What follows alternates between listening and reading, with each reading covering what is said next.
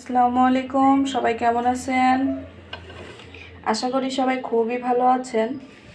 তো সন্ধ্যাবেলা কিন্তু এমন গরম গরম এক কাপ লাল চা হলে কিন্তু একেবারে সন্ধ্যাবেলাটা জমে যায়।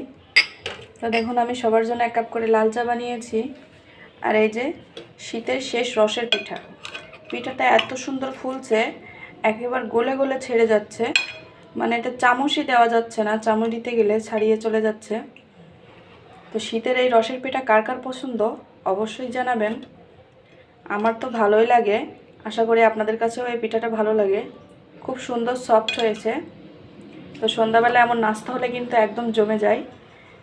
শীত যেহেতু শেষের দিকে, তো ভাবলাম আর একবার পিঠাটা খেয়েই নেই, কারণ আর সামনের বছর ছাড়া এই পিঠাটা কিন্তু সবসময় ভালো লাগে না। গরমের দিকে পিঠাটা খেতে ইচ্ছা করে না। ধন্যবাদ কষ্ট করে শেষ পর্যন্ত ভিডিওটা দেখলেন। আসসালামু আলাইকুম, সবাই খুব ভালো থাকবেন, সুস্থ থাকবেন।